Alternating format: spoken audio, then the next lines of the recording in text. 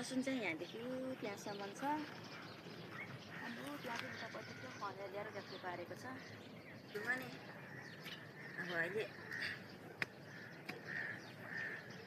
त्यो त कहाँबाट आउँला र।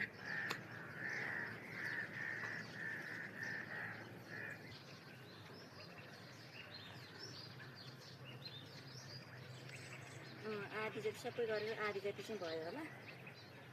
आधी जति लसुन खाएर भयो। थाकिसक्यौँ। बिहान बुढो अफिस जाने बेलामा 6 बजी पनि गर्न थालेको। अहिले बिहान झन्डैपछि साथीहरू गर्न सक्दिनँ।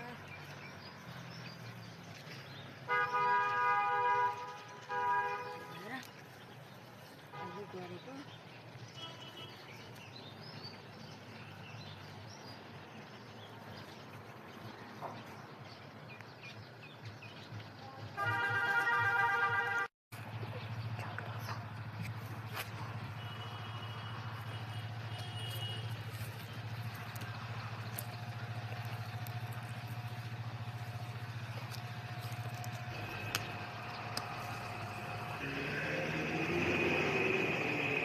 लसुन सक्न लाग्यो। अब यति बाँकी छ। फाइनली 82 सालको लसुन 83 सालमा उखालेर भइयो। सक्यो उखालेर भइयो। हात दुखेको कारणले गर्दा यसपालि यस्तो बनाएको छु लसुनको जुत्ता। बिहान उखाल्ने अहिले बनाउँदैछु।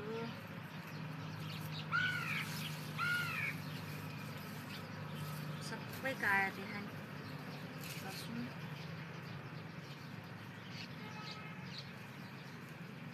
हजुरहरूको बारीमा कस्तो फल्यो लसुन? मेरो बारीमा चाहिँ यस्तो फल्यो हजुरहरू। यसपालि हेर्नु त। के गर्नु, लसुन रोप्ने बेलामा बिरामी भयो। अझ स्याहार्न पाएन। स्याहार्न पाएको भए त राम्रो फल्थ्यो होला। तर पनि ठिक छ, राम्रै फलेको छ यतिको।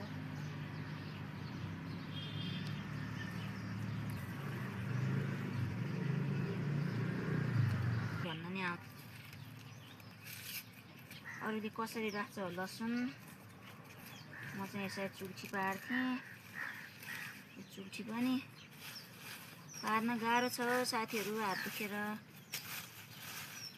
जस फले कोही वर्ष प्याजको दाना फलेको थिएन यत्रो। अहिले चाहिँ लसुनको दाना फलेको छ यत्रो। राम्रै छ। थोरै खेती। खुसी नै छु। सकी नसकी गरेको खेती हो।